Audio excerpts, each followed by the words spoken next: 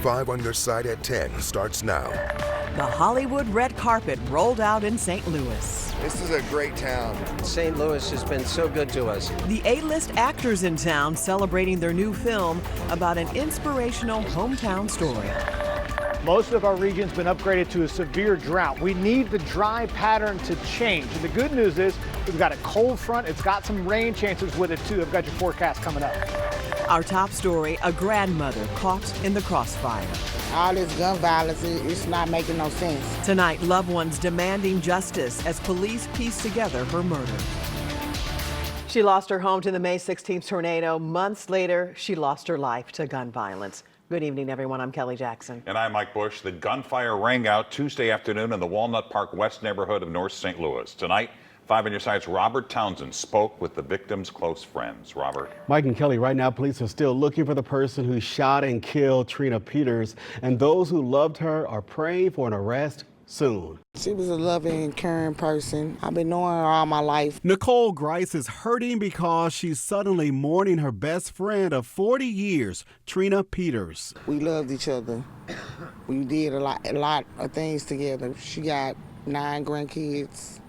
She had 9 children, and 3 of them was killed. 2 of them to gun violence. Friends and family cannot believe Trina, just 53 years old, has now lost her life to gun violence. It's unreal for her to be gone. Jeffrey Mims is Trina's companion of 4 years. He says she had been staying with her best friend at this home on Schulte Avenue in the Walnut Park West neighborhood because the couple's home was damaged in the May 16th tornado. Friends say Tuesday afternoon, Trina stepped outside onto the front porch, and within seconds, more than a half dozen gunshots rang out. I seen her laying on the porch. Nicole Grice called 911 and ran to comfort her best friend who had been shot in her chest, neck, and leg. I had to get some towels, put them to apply the pressure on her wounds. She stopped breathing for a second, and then I had to start compressions on her, which started her breathing again. The innocent, beloved grandmother and friend died. It was horrifying to me. I can't sleep right now. It's devastating. According to police, there have been more than 100 homicides in St. Louis so far this year, 8 in the Walnut Park West neighborhood. We're going to miss her. I just want justice because all this gun violence, it's not making no sense. It's ridiculous. Police are also still looking for a motive for the crime. They're asking anyone with information to call St. Louis Police or Crime Stoppers at 866-371-TIPS. Remember, if your tip leads to an arrest, you are eligible for a Crime Stoppers cash reward. You can remain anonymous. Prosecutors have dropped first-degree murder charges against a St. Louis man accused in the killing of a teenager 6 years ago. 16-year-old Christina Curry was shot to death in the parking lot of Roosevelt High School in 2019. Homicide detectives reopened the case and made an arrest last month after reviewing cell phone records. However, a grand jury looked at the evidence and chose not to indict him. Court documents showed the two were in a relationship and Curry believed she was pregnant. In a statement, her family says they're heartbroken by the decision, adding, quote, Christina was a daughter, a sister, and a friend. Her life mattered and her story matters. Our family will continue to fight for her, to seek answers, and to demand accountability. The St. Louis Metropolitan Police Department says it's confident with the evidence in the case and will not stop until justice is served. The Circuit Attorney's Office says it's committed to pursuing justice for Curry and her family. A memorial grows tonight in St. Charles as friends and neighbors remember a teenager police say was killed by his own mother. Carter Bennett was found dead on Monday in his home. Police say his mother, Krista Roy, shot him multiple times while he was asleep. Roy allegedly then stabbed him to, quote, put him out of his pain. Those close to Carter want him to be remembered for how much he was loved. He was just such a good boy. He was so sweet, so loving, and I just love him so much. A candlelight vigil for Carter Bennett will be held at the memorial this Saturday at 8 p.m. on Lancaster Drive.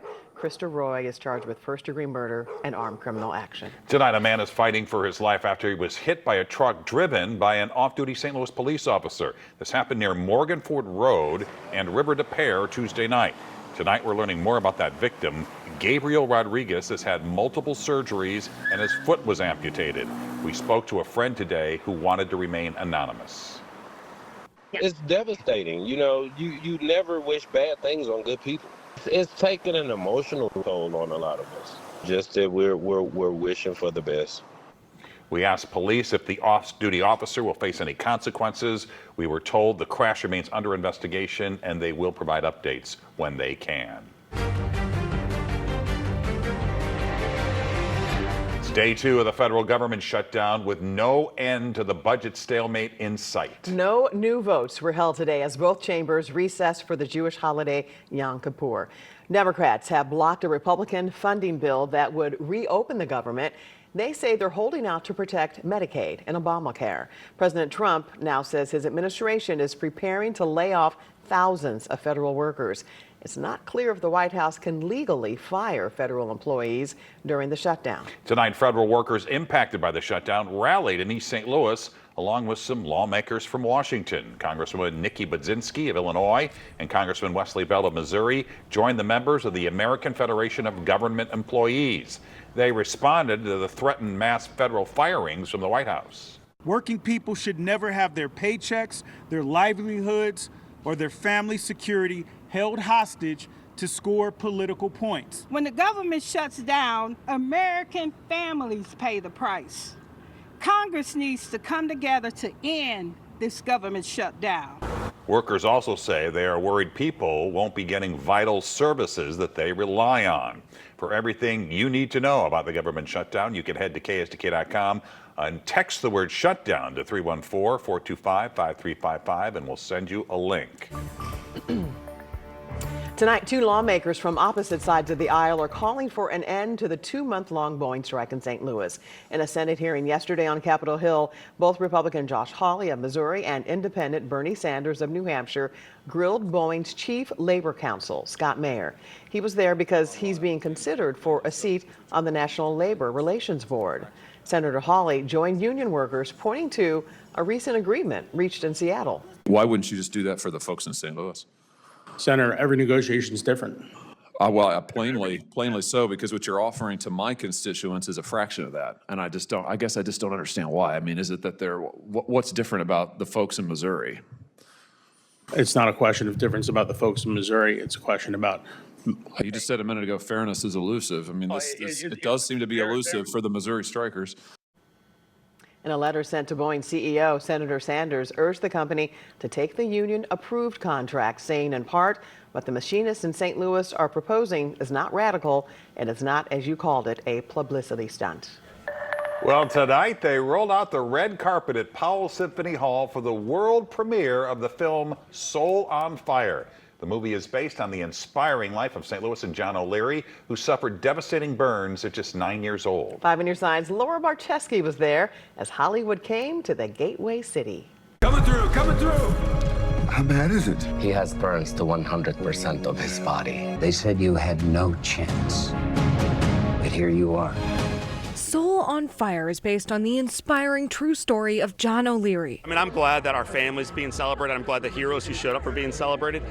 I'm glad that the story of redemption is being celebrated. But a big reason why we're so excited is St. Louis is being celebrated. Putting the city and one of its greatest success stories on the world stage. I think it's all about John's resilience. He put out the books, he goes and talks to people all over the world, and he lifts them up. It all started as an independent film that got picked up by Sony and featured a seasoned cast, including William Macy, who played Jack Buck, John Corbett, who played John O'Leary's dad, Denny, and Joel Courtney, who played John. John is incredible in that he has so much empathy for everyone that he meets. I think empathy is something that more people need. I think we need grace for people. And I love playing Jack Buck. He's the most interesting guy. The stories keep coming forward of how kind he was and how he would quietly, almost secretly, help people out. He did it his entire career. The director and the cast were so excited to come back to St. Louis for the world premiere of Soul on Fire, and having the red carpet here to be able to share it with the St. Louis community that they filmed it in for this national stage means so much, not only to them, but our local community. The fact that we get to be here tonight celebrating, John's a hometown hero. We could have shot this in Canada to save some money, and we'd probably be having the premiere in Hollywood, so I'm happy it all, worked out like this. Thinking about all the adversity that he's overcome, where he went from that, is really inspiring for what the city is going through right now. At the heart of John's story is a powerful message. That their life matters, that they have influence, that they have agency to make a difference, that our life gets good and better to the degree we focus on others. Reporting in St. Louis, Laura Barczewski, 5 on your side. And Soul on Fire hits theaters nationwide October 10th. And right after this newscast, switch over to our 5+ streaming app for my interview with John O'Leary. We sit down for an all-new episode of my video podcast, and there you have it. And we talk about the film and that inspiring personal story behind it, and how he became close friends with the legendary Cardinals broadcaster, Jack Buck. And then I hear the door open up, I hear footsteps come across the floor, a chair get dragged across the floor even closer, and then that voice, you know it, whispers to me, "Kid, wake up. Wake up. You are going to live. Keep fighting. John O'Leary Day at the Ballpark will make it all worthwhile." That episode will air at 10:30. You can also stream anytime, download 5+ and watch for free on your Roku, Apple, Fire, Samsung, or LG TV. Murder in a small town. It's a shocking incident. The shooting spree that put an entire community on lockdown. A new option at the pump, fueling savings for drivers. There is a bit of a price point that's a little bit lower than regular gasoline. The gas tanks you should avoid filling up. There's another warm but dry day for us across our area. Tomorrow's going to be much of the same with highs in the upper 80s. We've got a cold front, though. It's on the way. So is your forecast right after this.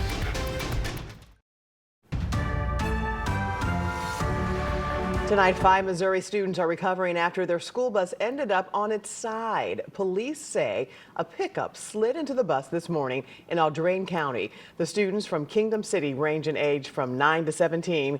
They were all taken to the hospital with non-life-threatening injuries. Tonight, 2 people are dead after a shooting spree put an entire Illinois town on lockdown. This happened this morning in New Canton. That's in Pike County. Police say 67-year-old Gerald Waligorski shot and injured his wife. She told police her husband made threatening comments about her parents. They were found dead inside their home across town. Worked for this county for 26 years and can count on 2 hands the number of violent crimes that we've had. It's a shocking incident, and I think it shocks everybody, especially in the town the size of New Canton. The suspect was found dead hours later in his home, and then the lockdown was lifted. The wife's condition not known tonight. The shooting remains under investigation. The U.S. Food and Drug Administration has approved a generic form of the abortion pill mifepristone. The announcement was made by medical provider Avita Solutions. The FDA was unable to send out a press release because of the government shutdown. The pill is approved to end pregnancies through 10 weeks. The approval has prompted backlash from anti-abortion groups and conservatives. Missouri Senator Josh Hawley called it shocking, saying evidence shows chemical abortion drugs are dangerous and even deadly for the mother. This week, a Texas federal judge ordered a lawsuit challenging the safety of mifepristone be moved to Missouri, since the state has taken the lead in the case. General Mills is closing its pizza crust plant in St. Charles. Tonight, it's unclear how many jobs are affected. Our partners at the St. Louis Business Journal report General Mills, as part of a consolidation, is also shutting down 2 pet food manufacturing plants in Joplin. Some gas stations might be offering a type of fuel that is new to you. It's often cheaper than regular. However, as Allison Gormley discovered, the gas is not for everyone. When you go to fill up your gas tank, your eyes often go toward the left, toward the cheapest fuel. Now you may see a new option with a blue border around the edges. It's called E88. Most vehicles 2001 and newer can use this E15 or unleaded 88. Patrick DeHaan with Gas Buddy said unleaded 88 is also called E15. The difference between unleaded 88 and your traditional unleaded gas is the amount of ethanol. E15 has a bit more corn-based alcohol. You'll likely see an uptick in the amount of stations selling it in the years ahead. That type of gas is also cheaper. You should be able to find E15 or unleaded 88 for anywhere from 5 to 15 cents a gallon lower than regular. So there is a bit of a price point that's a little bit lower than regular gasoline. The reasons? 1, government incentives since ethanol is a renewable energy source. The second, less gasoline in the fuel mixture, which brings us to the trade-off: mileage. Some vehicles get lower fuel efficiency with E15 than they would E10. Ethanol has slightly less BTU content, so slightly less energy per gallon. Unleaded 88 cannot be used in motorcycles, boats, lawnmowers, or other small equipment. If you're unsure if your car can handle it, just double check your owner's manual or your gas cap. Again, that was Allison Gormley. Unleaded 88 is typically at newer gas stations because of the updated infrastructure. A Napa Valley winemaker is hoping to hit one out of the park with a Cardinals-inspired line of wine. The Slugger Wine Company debuted its California Cabernet Sauvignon and Sauvignon Blanc at One Cardinal Way tonight. Vintner Jeff Blaum got the inspiration from a mural when he was visiting the building 3 years ago. No word yet on when those wines will be for sale to the public. There's a live look at the Target at Brentwood Promenade. It is going to be a late night there as Swifties show up to get their hands on Taylor Swift's new album. The Life of a Showgirl will be released at midnight. Target is selling an exclusive vinyl of the album and a poster. The store and 4 other locations in the bi-state are staying open until 1 a.m. Meteorologist Lance Blocker joins us now with the weather impact forecast. And if they have to wait in line or wait outside the door, Lance, I don't think they're going to get rained on. Yeah, unfortunately not. But the Swifties will enjoy it. I'm just glad to see that they still do that. I mean, I thought a lot of that was just online now. But they listen to vinyl. Sounds like fun. Sounds like fun. All right. Well, we need to get some rain back into the forecast. It's been dry. We actually had some today in a few locations. Most of us stayed dry. You can see the radar here showing just a few showers earlier. Again, some locally heavier downpours. If you don't believe me, I got this picture from Dylan. Appreciate you sending this in. It does show some rain out there. Again, 95% of us stayed dry today. We didn't expect to see widespread showers or storms, and we certainly didn't get that. For us tomorrow, we'll be in the upper 80s again, and it'll be partly cloudy skies, maybe a stray shower as well, or a thunderstorm, but that's not going to help much with this. Our current drought monitor showing severe drought now encroaching on downtown and really through much of the region. It's going to take a while for us to recover from that. And again, tomorrow we might see a shower or two. This is by noon, the lunchtime hour, a couple of spotty showers beginning to show up on one of our high resolution forecast models. Once again, most all of us stay dry and warm again with highs in the upper 80s. And then once we get to the evening hours, those few isolated showers or storms dissipate very quickly. So we need something bigger into the region. Unfortunately, that area of high pressure is blocking any system from moving across the continental U.S. That means we stay dry and warmer than average as well. But the good news is if we're looking for rain chances, that high pressure begins to erode as we get on in through the weekend and then early next week. This is 11:45 Monday morning. A cold front, a long awaited cold front for many of us, lined up to the northwest, and it very slowly inches its way southeastward. This is now through Tuesday, showing the possibility of a few scattered showers and storms. Radar coverage, or what this map looks like, widespread rain. We'll wait to see if we have the moisture in place for that, but we are confident that once that cold front moves through, more mild, somewhat closer to seasonable temperatures arrive back into our region. So a little bit more detail here. Again, tomorrow's highs into the upper 80s, about a 15% chance of rain. So again, most of us stay dry. The weekend's beautiful, sunny skies, highs in the mid to upper 80s both days. Dew points will be lower, so it'll feel even more comfortable than that. As we expand this out again, you can see ahead into next week, a 20% chance of rain on Monday, a 30% chance, so isolated showers and storms possible on Tuesday. But a lot of us are looking ahead to the middle of next week. Cooler temperatures, highs in the low 70s. Looking forward to the cooler. It's going to be a difference, yeah. All right, thanks, Lance. Here's Corey with sports. The Blues finish off their home preseason schedule in style, and the MLB playoffs delivered a trio of winner-take-all wild card Game 3s. Sports is on deck after the break.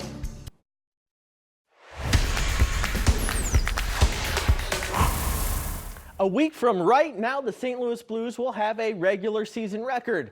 When it comes to the preseason, they didn't have a win on that record coming into tonight.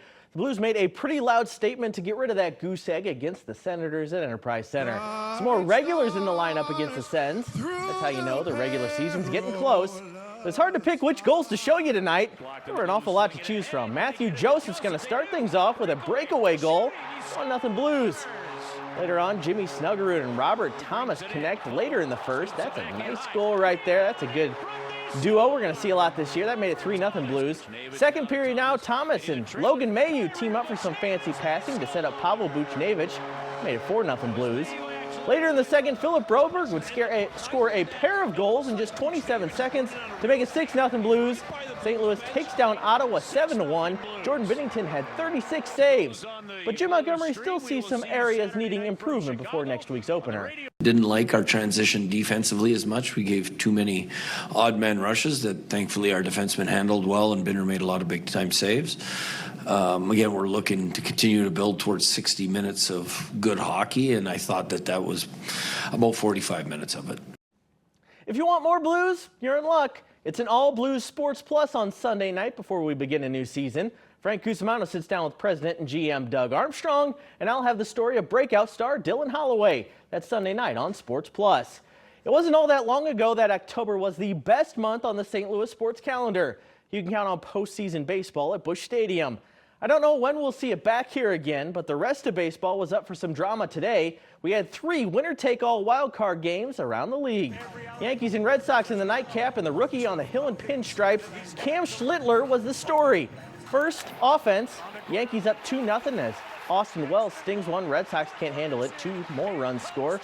4-0 New York. But Schlittler was the story tonight. 8 innings, no runs, no walks, 12 strikeouts. Did I mention he's only a rookie? What a performance as the Yankees went 4-0 to advance to the ALDS against Toronto. Beautiful day at Wrigley for Game 3 between the Cubs and Padres. And yeah, I think those women's husbands made the wrong choice to go golfing today. Cubs up 2-0 in the 7th. They need insurance. Here comes the other Michael Busch. We're used to seeing him crush the Cardinals. Today he gets a solo shot for Chicago. 10th, 9th inning, 3-1 Cubs, 2-on former Cardinal Andrew Kittredge. He shuts things down and ends the game. Cubs win 3-1. They will face the Brewers in the NLDS. Another old friend on the mound in Cleveland, Jack Flaherty and the Tigers blew the AL Central, but they could knock the Guardians out of the playoffs for some payback today. 1-1 in the 6th. Dylan Dingler breaks that tie. Solo shot for Detroit. Tigers lead. They add on a few more to finish off the Guardians 6-3. Detroit will face the Seattle Mariners in the ALDS. SLU women's soccer hosting LaSalle tonight as the drum line keeps the beat. First half, great setup from Eva Schreiber, and Blakely Hockett is in close to head it in the back of the net. 1-0 Bills. SLU broke out in the second half. Look at this play from Adi Brosher. She's going to break down 2 defenders and eventually buries that goal. Bills pile on the Explorers. They win 4-0. We'll be out on the high school fields tomorrow for 5 on your sideline. You may even see some highlights from Edwardsville star Devion Hill-Lomax. The 6'5" receiver is one of the top seniors in the area. He's already committed to Mizzou for college and wants to be the next in a long line of NFL products churned out by Missouri receivers coach Jacob Peeler. Because one, it's closer to home. Two, Coach Peeler, he teaches a lot of, he didn't taught like a lot of people in the league. Like famous names like DK Metcalf, AJ Brown, Luther Burden, names like that, but it's a lot more than just them. Like when I went on my visit, he showed like all the players he didn't got, it's a lot of them. Like even when he was at California, it's a lot of them. So I feel like I could go to the league with his training. Cool moment I knew I had to share when I saw it. This picture was taken at the Triad Cross Country Invite. That's Triad runner Ian Wood and East St. Louis runner Blake Omalad Schuler. They were both hitting a wall during the race, and even though they were competitors, they leaned on each other for help to carry on and finish. That's a great bit of sportsmanship right there. Well done by those 2 young men. Good That's for what it's them. all about. I love that. A musial moment, as we I like knew to you were call going to it. say that. Thinking that. Thanks, Corey. 9 classmates earn a perfect score on the ACT, and in St. Louis fashion, we'll tell you where they go to high school. Chris, grilling corn on the cob. Yeah, you waited patiently. It was a big night for Chris Edwards of Highland, Illinois. He was a contestant on tonight's episode of Wheel of Fortune.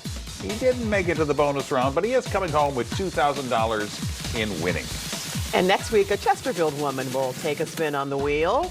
Natalie Earl is set to compete in the episode airing Tuesday, October 7th. You can watch it at 6:30 here on 5 on Your Side. And that same day, Claudine Lewis of Troy, Missouri will appear on Jeopardy! Tune in to 5 on Your Side next Tuesday at 4:30 to see how she does. Well, there's a lot of brain power at Lindbergh High School. Get a load of this. Today, the school had an assembly to celebrate 9 seniors who scored a perfect 36 on their ACT. 9. Wow. Only 0.1% of students nationwide achieved that perfect score on the college entrance exam. So good for them. That's so impressive. Yeah. Wow. One final check of the weather. Yes. One quick word. We just got to get through the end of the week. We got cooler temperatures next week. All right. Thanks, Lance. There you have it. 5 on Your Side at 10. We're always streaming on 5+. Start your day with Today in St. Louis beginning at 5 a.m. Have a great tomorrow.